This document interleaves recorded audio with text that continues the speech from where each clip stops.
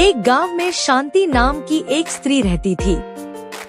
उसकी शादी कमलेश से हुई थी, जो गांव के सबसे प्रतिष्ठित परिवारों में से एक था। राम की मां शांति को गांव में बहुत सम्मान मिलता था, लेकिन उसके दिल में लालच बसा हुआ था। कमलेश और शांति का जीवन सुखी चल रहा था, लेकिन सुमित्रा को शांति से हमेशा कुछ न कुछ शिकायत रहती थी। सुमित्रा को पैसों का बहुत लालच था। वह हमेशा चाहती थी कि उसके पास जितना अधिक हो सके धन संपत्ति हो। उसने सोचा कि अगर कमलेश की कमाई से अधिक पैसे आ सकते हैं, तो वह अपनी इच्छाएं पूरी कर सकती है।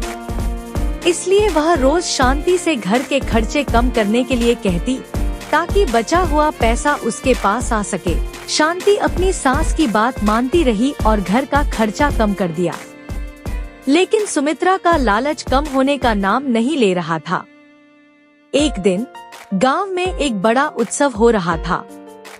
शांति ने सोचा कि वह इस अवसर पर अपनी सास के लिए एक सुंदर साड़ी खरीदेगी। वह चाहती थी कि उसकी सास खुश हो जाए और उसका व्यवहार बदल जाए। उसने अपने पास जमा किए हुए कुछ पैसे निकाले और सुमित्रा के लिए एक सुंदर साड़ी खरीद लाई। लेकिन जब उसने साड़ी सुमित्रा को दी, तो सुमित्रा ने उसे देखकर कहा, यह साड़ी तो बहुत साधारण है, इससे अच्छी साड़ी तो मेरे पास पहले से ही है। शांति ने यह सुना और निराश हो गई, लेकिन उसने कुछ नहीं कहा। सुमित्रा का लालच इतना बढ़ गया था कि वह अब शांति से उसके मायके से पैसे लाने की बात करने लगी।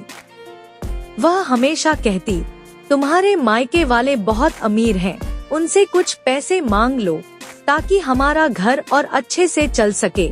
शांति को यह सुनकर बहुत बुरा लगता था, क्योंकि उसके मायके वाले पहले से ही उसकी शादी के लिए बहुत कुछ दे चुके थे। शांति ने कमलेश को इस बारे में बताया। कमलेश ने अपनी मां से बात की, लेकिन सुमित्रा ने उसे यह कहकर टाल दिया कि वह घर की भलाई के लिए ऐसा कह रही है। कमलेश अपनी मां का बहुत सम्मान करता था, इसलिए वह कुछ नहीं कह सका। लेकिन शांति का दिल दुखी था। एक दिन गांव में एक साधु आया। वह गांव के हर घर में जाकर लोगों को उपदेश दे रहा था। जब वह कमलेश के घर आया, तो सुमित्रा ने उसका आदर सत्कार किया, लेकिन साधु ने सुमित्रा के लालच को भांप लिया। उसने सुमित्रा से कहा, माँ, इंसान का मन जितना अधिक धन संपत्ति की ओर भागेगा, उतनी ही उसकी संतुष्टि और सुख शांति उससे दूर भागेगी। लालच कभी भी इंसान को सच्ची खुशी नहीं दे सकता। यह सुनकर सुमित्रा चौंक गई और सोच में पड़ गई।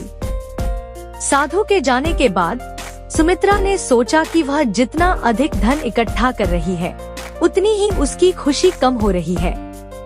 उसे महसूस हुआ कि उसकी बहू शांति का दिल कितना बड़ा है, जो उसके लिए इतनी मेहनत करती है और फिर भी कुछ नहीं कहती।